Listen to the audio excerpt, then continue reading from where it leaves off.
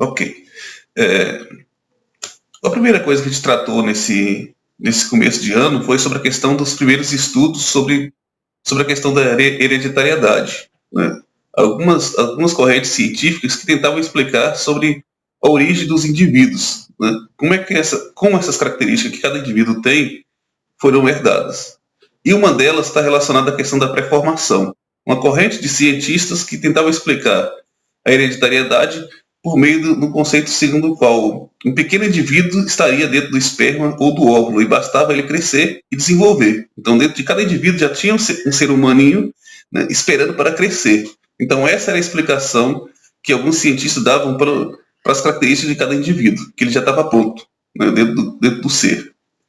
Uma outra corrente acreditava na questão da epigênese, né, que o indivíduo era formado de matéria indiferenciada. O que significa isso?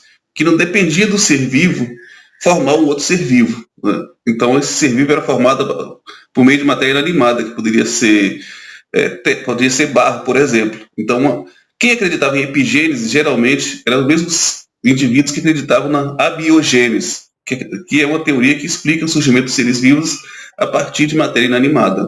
Então, essa corrente de cientistas buscavam descobrir qual era a fórmula da vida, né? Qual é a fórmula química da vida, como é que eu conseguia formar seres vivos. Então, muitos cientistas trabalhavam com essa corrente. Então, eu também acreditava nesse formato de hereditariedade.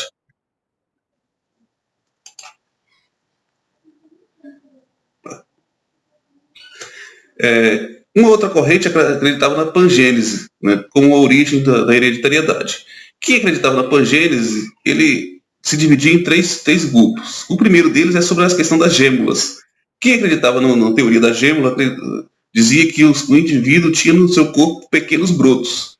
E esse broto era formado de todas as partes do corpo, né? Do braço tinha um pedacinho, da cabeça tinha outro pedaço, das pernas tinha outro pedaço, ia formar nesse broto, e esse broto seria um novo ser vivo. Já outra corrente acreditavam que os indivíduos eram formados a partir de fluidos, então era o sangue que tinha a partícula da vida. Então, essa teoria foi que deu origem a expressões como puro sangue, sangue azul, indicando que o sangue era um fator importante para a hereditariedade.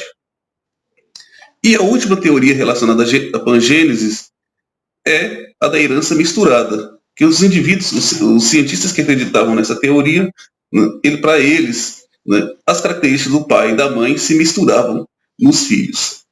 Se contrapondo a essas teorias anteriormente apresentadas, surgiu um estudo relacionado a plantas, feito pelo Mendel, né, um monge que cuidava da horta do seu mosteiro. Esse monge ele gostava muito de matemática, então ele resolveu fazer alguns cálculos com o cultivo de ervilhas. Por que ele escolheu ervilhas? Primeiro, porque as ervilhas têm um ciclo vital curto, então é fácil ele fazer os cálculos dele. No procedimento dele, o primeiro cuidado que ele teve foi escolher plantas puras. O que significa isso? Ele tinha que ter certeza que, por exemplo, das ervilhas que tinham a cor da semente amarela, todos os genes que ela tinha que ser amarelo. Então ele cultivou por vários períodos essa ervilha para ter certeza disso. As que tinham a semente verde, então ele cultivou ela por longo período para ter certeza que não tinha nenhuma outra característica além de verde liso. Selecionando essas plantas puras, a verde e a amarela, então ele plantou essas ervilhas e fez o cruzamento delas. Cruzamento como? Pegando o gameta masculino de uma e fecundando o gameta feminino de outra, que é o que eu vou mostrar no exemplo a seguir. Aqui nós temos o exemplo da parte reprodutiva de uma planta. O que ele fez? Ele abriu essa flor, expondo a parte masculina e feminina para fazer esse cruzamento. Que é o que a gente vai mostrar nessa figura a seguir. Então ele pegou o pólen de uma flor e colocou na estrutura feminina da outra flor, fazendo com isso a fecundação dessa ervilha. Feita a fecundação, isso originou o fruto, que é a vagem, e a semente dentro dessa ervilha. Essas sementes, vindo a amadurecer, foi plantada e originou uma nova plantinha. Então foi esse o procedimento que Mendel fez para cultivar essas plantinhas e depois fazer dados estatísticos relacionados ao resultado que ele obteve. Qual foi o resultado que Mendel teve? Ele plantou ervilhas de semente amarela e plantas de ervilha de semente verde. Porém, o resultado desse cruzamento é que 100% dessas plantas foram amarelas. Isso ele chamou de geração 1, geração familiar 1. Não satisfeito com esse resultado, ele pegou essas mesmas sementinhas, plantou, essa planta desenvolveu, e ele teve um novo resultado. Então, do cruzamento todas dessas sementinhas, ele originou 3 do tipo amarela e uma do tipo verde. Então, isso ele chamou de geração 2. Numa proporção de 3/4 de amarela e 1/4 de verde. Tudo isso a gente já discutiu, já fez exercício sobre essas questões relacionadas à cor da semente. Isso é só para a gente ter uma revisão relacionada a esse conteúdo para a gente seguir mais adiante. E algumas terminologias relacionadas a essa questão. Quando eu tenho uma letrinha maiúscula, isso significa que esse genótipo é dominante. Quando eu tenho minúsculo, isso indica que ele é recessivo. Quando eu tenho iguais, como esse aqui, 2 maiúsculo ou 2 minúsculo, eu chamo de homozigoto. Quando eu tenho um maiúsculo e um minúsculo, eu chamo de heterozigoto. Sabendo disso, a gente vai falar aqui sobre a questão da dominância, que nem toda dominância ela é igual. Nós temos aqui dominância completa, quando apenas um fator se manifesta, que é o exemplo que eu citei anteriormente, sobre a questão da cor da semente da ervilha, da amarela e da verde, do cruzamento das duas, eu tive apenas amarelo. Porém, no genótipo dela, eu tenho um V maiúsculo e um V minúsculo. Isso indica o quê? Que o maiúsculo dominou o minúsculo. Então, eu chamo isso de dominância completa. Mesmo eu tendo o gene verde nessa ervilha, o que manifestou foi o amarelo. Outro tipo de dominância é a dominância incompleta, que em heterozigose apresenta fator intermediário. Quando eu tenho genes diferentes, mesmo eu tendo genes diferentes, não vai ter nenhum dominante nem um recessivo desse caso aí. Que é o exemplo dessa florzinha, que eu tenho uma flor de cor vermelha e uma flor de cor branca. Quando eu faço o cruzamento dessas duas plantinhas, a planta originária desse cruzamento não vai ser nem vermelho nem vai ser branco. Vai ser rosa, então vai ser um fator intermediário. Então é um caso de dominância incompleta.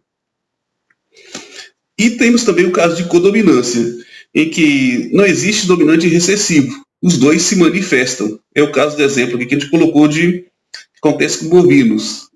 Eu tenho, vamos dizer aqui, um boi branco com a vaca preta. No cruzamento dos dois, os filhotes, que é o bezerro, vão nascer malhados, vai ter as duas cores, tanto o branco quanto o preto. Então esse é o exemplo de codominância. Os dois alelos se manifestam. E nós temos também os alelos que a gente chama de letais, ou seja, dependendo do tipo de alelo que o indivíduo tem, dependendo do tipo de gene, né, o filhote pode ser abortado pela fêmea. Então esse é um esquema que até no livro de vocês apresenta. Nós temos exemplo desse camundongo. Né, o macho ele pode ter um alelo dominante e um recessivo, e a fêmea pode ter um alelo dominante e um recessivo. No cruzamento dos dois, quando é homozigoto recessivo, vai ser cinzento. Quando vai ser heterozigoto, ou seja, tem um gene dominante e um recessivo, ele vai ser amarelo. Mas quando o indivíduo era para ter os dois dominantes, o filhote é abortado. Abortado por quê? Porque esse gene ocasiona a morte do indivíduo. Até aí tudo tranquilo? Pessoal? Sim. Sim. Beleza, então vamos retornar aqui então. Se estiver tranquilo, pelo amor de Deus, né? Fechou então. Deixa eu voltar aqui. A imagem está aparecendo tranquilo aí, né? Sim, podemos continuar então, né? A primeira lei de Mendel. A gente não falou conceitualmente, né, que tudo isso que a gente falou anteriormente era relacionado à primeira lei de Mendel. O que Mendel dizia sobre essa questão? Que cada caráter é condicionado por um par de fatores que se separam na formação dos gametas, né, nos quais ocorrem doses simples. O que ele queria dizer com isso? Que cada característica é formada por um par. Por exemplo, nós falamos ali sobre a questão das ervilhas. A ervilha, eu tenho ervilha que é amarela, eu tenho ervilha que é verde. Para cada característica dessa, eu tenho um par, ou seja, eu tenho 2 genes para determinar essa característica. Porém, quando forma o gameta, ou seja, quando no caso da planta vai formar o pólen, né, não vai os 2, vai apenas um. Então, nessa figura aqui está mostrando isso. Né? Eu tenho amarela com 2V maiúsculo, mas quando forma o pólen, vai apenas uma letrinha dessa. Da mesma forma, a plantinha que tem o gene para a cor verde. Quando vai formar o pólen, ela vai ter apenas uma letrinha dessa, que o pólen é o gameta dessa planta. Então eles vão estar em doses simples. Em vez de ter 2 cromossomos, 2 genes, vai ter apenas um. Seguindo, aqui nós temos um outro exemplo mostrando isso no cromossomo, que plantas também têm cromossomos. E nesse cromossomo, que a gente chama de cromossomo homólogos, que são os cromossomos que têm os genes para a mesma característica, tem um gene específico, ou seja, tem uma faixa específica do cromossomo que vai estar falando sobre, por exemplo, a cor. Aqui eu tenho o V maiúsculo e o V minúsculo, em 2 cromossomos. Então eles vão dizer a cor dessa semente. Nesse outro do lado que é verde, né, o cromossomo está pintado de verde aqui, só para ilustrar melhor, para dizer que é outro cromossomo. Em outro cromossomo homólogo eu posso ter genes para outra característica, como, por exemplo, o formato da semente, a forma da semente, né, se ela vai ser lisa, se ela vai ser rugosa. Então, nos cromossomos vão ter essas informações. No ser humano pode acontecer de ter característica que tem um par de cromossomo. Vamos ver aqui.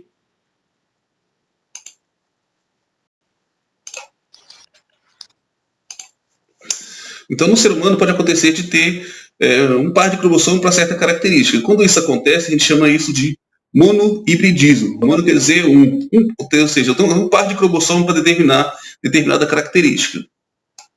E nós temos aqui algumas das características humanas que tem um par de cromossomo para definir ela. Por exemplo, a presença de sardas, que é uma característica dominante, tem um par de cromossomos, de genes para isso. Albinismo tem um par de genes para isso também. Né? Se o lobo da orelha, ou seja, essa parte de baixo da orelha, ele é solto, que é uma característica dominante, ou ele é pregadinho na cabeça, que é recessivo. Se a pessoa tem capacidade de dobrar a língua, né, fazer em formato de U, que é uma característica dominante. Então, essas são algumas das características que no ser humano ocorrem e tem apenas um par de cromossomos, um par de genes para determinar isso. E aqui nós temos também alguns símbolos que vocês podem encontrar em forma de que a gente chama de heredograma, que são um conjunto de imagens para expressar uma característica. Quando nesse heredograma eu tenho um quadrado, indica que é homem, um círculo indica que é mulher. Se eles estão brancos, como esse exemplo aqui, a gente indica que eles são normais, ou seja, ele não tem nenhuma anomalia genética. Quando esse quadrado e esse círculo estão pintados, isso indica que eles estão afetados por alguma anomalia. Quando eu tenho um quadrado e um círculo ligados ao meio por uma linha, eu indico casamento. Se tem 2 linhas, eu indico que é casamento consanguíneo. Uma resposta segundo o Google. Opa. Quando é 2 linhas, indica casamento consanguíneo.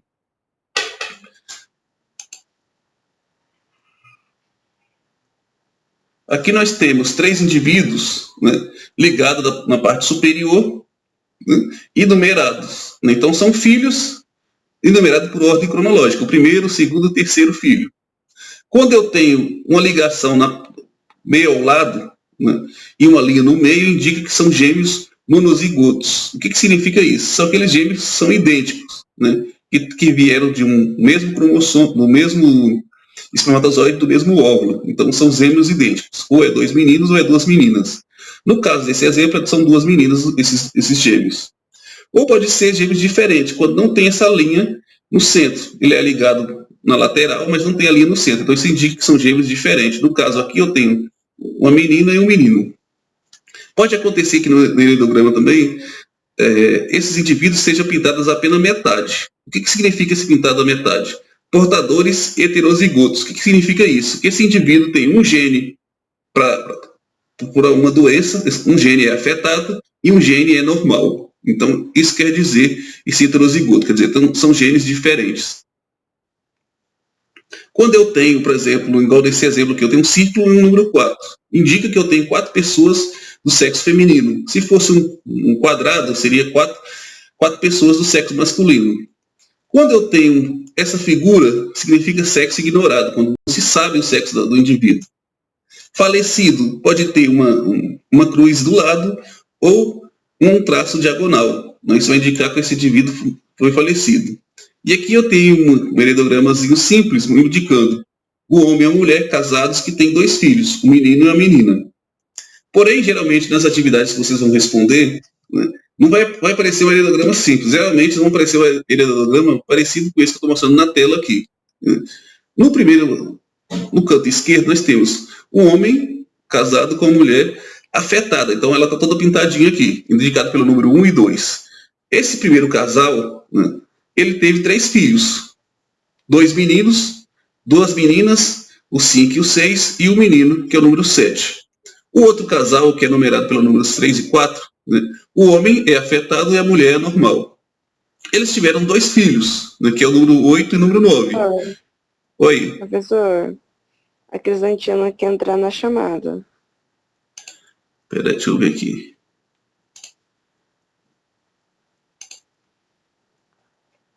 Não apareceu aqui não. Tá no grupo. Pede para ela tentar de novo. Deixa eu ver aqui.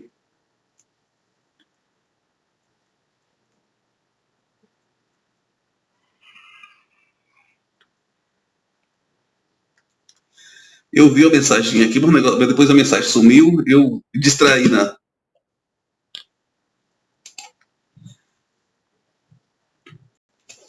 Deixa eu ver o que eu estava falando. Ah, sim. Então nós temos esses 2 casais, o 1 e 2, que teve 3 filhos, e o 3 e o 4, que teve 2 filhos. Desses 2 casais, um dos filhos deles casaram, que é o 7 e o 8. O rapaz e a moça se casaram e tiveram 4 filhos. E desses 4 filhos, um é afetado. Então, geralmente, quando você tiver alguma pergunta relacionada a essa questão, vai ter algo parecido com isso. Como que é possível ter pessoas afetadas lá em cima e ter esse conjunto de filhos normais e vai ter um netinho afetado lá embaixo? Isso acontece quando ocorre anomalias relacionadas a anomalias recessivas, em que os genes vão se juntar, então esse indivíduo vai ter os 2 genes para a doença, que é dos seus avós. Então, geralmente, os heredogramas vão pedir algo semelhante a isso.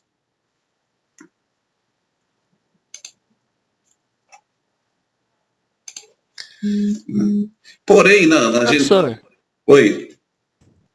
como assim afetado?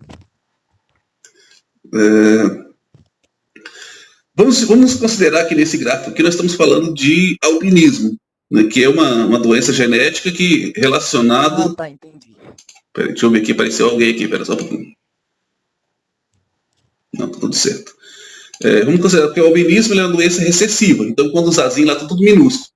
Então essa mulher aqui, ela é albina, ela tem os 2 azinhos. Esse homem aqui, peraí, apareceu aqui. Pronto.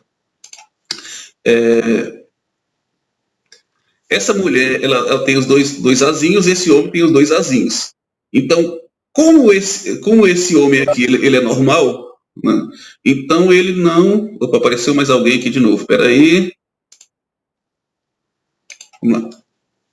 Como esse homem aqui é normal, então ele tem um A maiúsculo, então esse homem tem 2 A maiúsculo, essa mulher 2 A minúsculo. Então os filhos, né, não tem como ter albinismo, porque todos eles vão ter um A maiúsculo. Da mesma forma, esse segundo casal, o homem, 2 Azinho minúsculo, e a mulher, 2 A maiúsculo. Então não tem como esses filhos terem albinismo, por quê? Porque eles vão herdar um A maiúsculo de da mãe, né, e o A minúsculo do pai. Porém, como tem incidência de albinismo no casal 1 e 2, incidência no casal 3 e 4, todos os filhos vão ter o gene.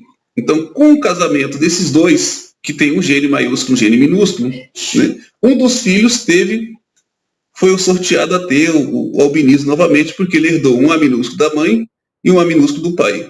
Então, isso só é possível quando a doença é recessiva, né, de passar uma geração sem ter a doença e aparecer outra com a doença. Entendemos aí, Vitor?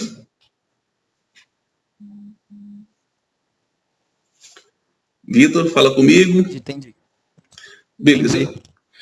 Eu posso fazer depois um esquema exemplificando melhor isso aqui, porque como isso aqui é uma revisão, e sobre heredograma a gente não falou ainda, né? Então esse heredograma é uma questão mais complexa de tratar, porque ele exige lógica matemática, né? Mas a gente pode trabalhar algumas questões para exemplificar isso melhor. Mas se vocês compreenderem o que significa cada símbolo desse, aí depois a gente pode tratar especificamente da questão da doença. Como eu iniciei falando anteriormente, nem todas as características estão relacionadas a apenas um alelo, ou seja, um par de alelos, um maiúsculo e um minúsculo. Algumas características têm múltiplos, né? Então é o que a gente chama de polialelia. Então, vários alelos determinando uma característica. E eu coloquei o exemplo, que vocês já fizeram o exercício, sobre a questão do coelho. Que a cor do coelho ele tem 4 alelos para determinar isso, 4 genes. Eu tenho o C maiúsculo, o C minúsculo com CH, C minúsculo com H e o Czinho minúsculo. Então são 4 características para determinar 4 cores, que a gente chama de chinchila, himalaia, selvagem e albino. Então são 4 genes para determinar essa característica. Vamos ver aqui o nosso tempo. Vamos lá. Seguimos em frente. Aqui nós temos as possibilidades que um selvagem pode ter de gene, as possibilidades de chinchila e as possibilidades que himalaia e albino pode ter. Isso a gente já tratou também em sala, só para a gente ter uma visão geral relacionada a isso. A nossa tipagem sanguínea também é considerada polialelia, porque nós temos 3 genes para determinar a tipagem sanguínea A, B, AB e O. Então são 3 genes, o gene A, o gene B e o gene O, para determinar a nossa tipagem sanguínea. Olhando da esquerda para a direita, para o indivíduo ter a tipagem sanguínea A, né, ele tem 2 genes. Vamos considerar que o primeiro gene é do pai e o segundo é da mãe. Ele pode ter um A que ele recebeu da mãe e um A que ele recebeu do pai. Então ele vai ser do tipo A. Ou ele pode ter um A que ele recebeu do pai e um O que ele recebeu da mãe. Mesmo ele tendo o A e o O, né, o A vai dominar o O e o indivíduo vai ter a tipagem sanguínea do tipo A. O que significa isso na prática? Significa dizer que na hemácia desse indivíduo, no glóbulo vermelho, vai ter algumas proteínas, como esse exemplo está mostrando, em bolinhas azuis. Então essas bolinhas azuis, que a gente chama de aglutinogênio A, é um tipo específico de proteína na hemácia. Na hemácia tem a proteína, no líquido sanguíneo vai ter uma outra proteína, que a gente chama de anti-B, que são aglutininas, que são responsáveis de agrupar as hemácias diferentes. Então, quem tem a proteína do tipo A na hemácia, não gosta do tipo B. Né? Então, se o indivíduo que tem a tipagem sanguínea A receber transfusão sanguínea do tipo B, essa proteína do anti-B vai fazer agrupamento. Dessas hemácias, vai formar uma aglutinação e o indivíduo pode ter problemas. Quem tem a tipagem sanguínea do tipo B, o indivíduo ele recebeu um gene do pai, que pode ser o B, e um gene da mãe, que pode ser B também. Ou ele recebeu um gene B do pai e o O da mãe. Mesmo tendo o O aqui, o B vai dominar o O. O que significa isso na prática? Que na hemácia, na célula vermelha do sangue, vai ter umas proteíninhas que a gente chama de aglutinogênio B. No plasma, ou seja, no líquido sanguíneo, vai ter uma outra proteína que não suporta o A.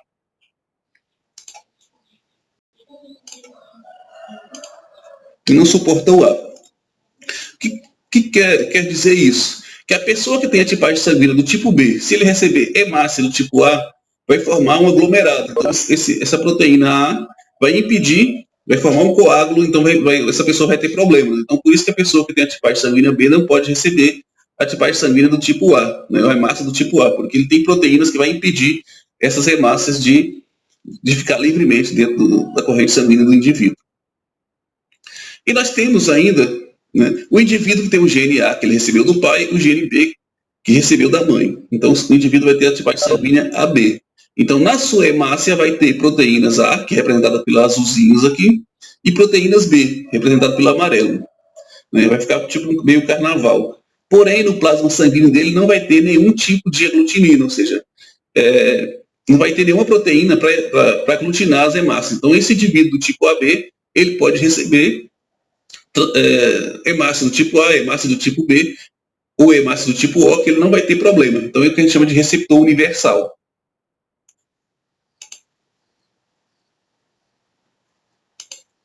Os indivíduos, né, que têm o tipagem sanguínea O, que recebeu um gene O do pai e um gene O da mãe, então o tipo de tipagem sanguínea dele é O.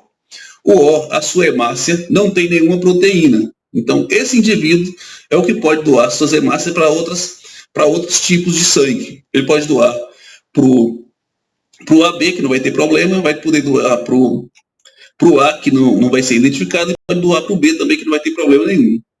Ele é chamado de doador universal. O doador universal tem um problema. No seu fluido, ele tem dois tipos de proteína, a anti-A e a anti-B. Então, ele não suporta o A e não suporta o B. Então, ele não pode receber hemácia sanguínea do tipo A, que vai formar aglomerados, não pode receber do tipo B, que vai formar aglomerados, e não pode receber AB também. Então, ele só recebe doação dele mesmo. Então, ele é doador universal, mas ele só recebe hemácia do tipo dele. Aí nós temos, essa outra imagem exemplificando essa mesma coisa, deixa eu pular aqui.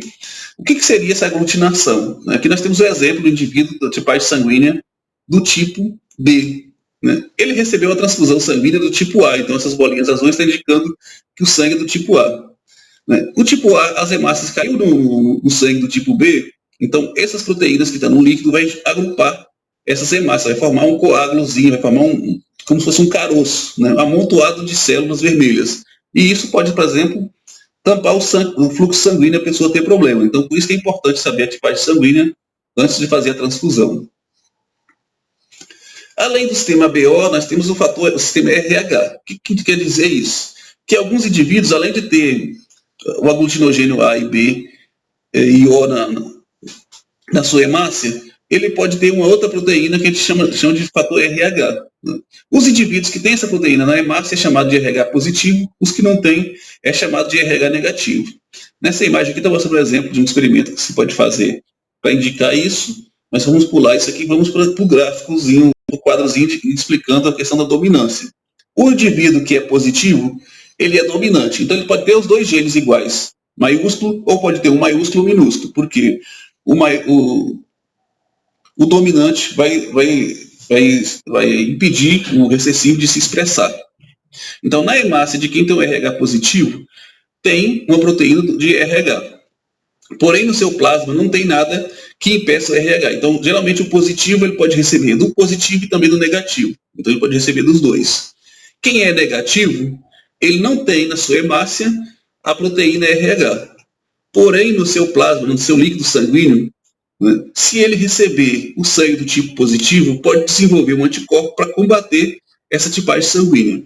Então, o negativo só pode receber de negativo, porque se ele receber positivo, o corpo vai produzir um anticorpos para combater esse tipo de sangue. Aqui nós temos uma tabelinha indicando quem é que pode doar para quem, mas vamos destacar dois exemplos relacionados à questão de positivo e negativo. O primeiro deles é o O positivo. O O positivo ele pode receber de outro O positivo e de um O negativo. E ele pode doar para O positivo, A positivo, B positivo e AB positivo. Em contrapartida, o O negativo ele só pode receber de O negativo e pode doar para todos. Então nós temos uma diferença entre dois. Então o fator RH influencia na questão da doação. E outro exemplo é o AB. O AB positivo ele pode receber de todos e pode doar apenas para AB positivo. O AB negativo pode receber de A negativo, B negativo, O negativo e AB negativo. E ele pode doar para AB negativo e AB positivo. Então, eu tenho diferença em relação à questão do fator RH. Né? Quando é positivo, quando é negativo, isso influencia na quantidade que pode doar e na quantidade que pode receber também. O fator RH também ele é um problema em relação à questão da gravidez. Então, precisa saber fazer o pré-natal certinho para saber a compatibilidade sanguínea de cada indivíduo. Né? Isso pode ocasionar eritoblastose fetal, ou seja, o feto pode ocasionar uma doença nele.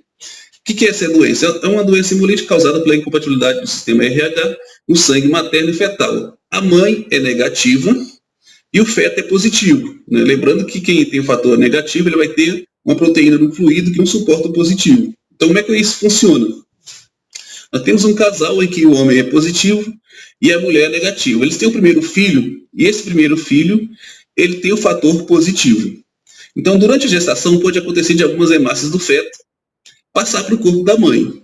Durante essa primeira gestação não é problema. Então, até a mãe produzir esse anticorpos demora. Então, essa criança nasce normalmente sem problema nenhum. Né? Durante um período, né, a mãe vai produzir os anticorpos. Então, esses ganchinhos verdes que está indicando no corpo da mulher aqui, nesse primeiro momento, é os anticorpos que ela produziu para combater esse tipo de hemácia que entrou no corpo dela. Aí vem o segundo filho. No segundo filho, que também tem o fator RH positivo, a mãe já produziu anticorpos, então esses anticorpos vão começar a combater as hemácias dessa criança. É aí que essa criança pode ter problema, né? Pode ter cegueira, pode ter surdez, pode ser até abortado, dependendo da situação, devido aos anticorpos identificar esse bebezinho como algo a ser destruído. Então, como é que faz para evitar isso? Então, a mãe tem que fazer o pré-natal, né? E descobrir o fator RH do marido, do pai da criança, se tendo a possibilidade de acontecer do pai ser positivo, a mãe ser negativa, depois de ter o primeiro filho, se toma uma injeção para evitar a produção de anticorpos. Então tem como impedir que os anticorpos sejam produzidos e ela ter o segundo filho sem problema nenhum. Então nisso consiste essa doença que a gente chamamos de eritroblastose fetal. É quando a mãe tem incompatibilidade relacionada à questão do fator RH com a criança. Alguma dúvida até aqui, pessoal? Tem alguma dúvida? Falamos que aí nós vamos para uma atividade que já está na nossa hora. Alguém? Nada? Então eu tenho duas tarefas que eu posso até postar no grupo para vocês, que são essas duas aqui que estão relacionadas à página 26 do livro de vocês, para a gente fechar esse conteúdo relacionado à primeira lei, para a gente entrar na questão da segunda lei de Mendel. Que esse é um exercício para a gente exercitar esse capítulo, né, as questões relacionadas a ele. Então nós temos essas duas questões, eu vou mandar no grupo para vocês, porque é mais fácil vocês responderem ele. Deixa eu fechar aqui. Nossa.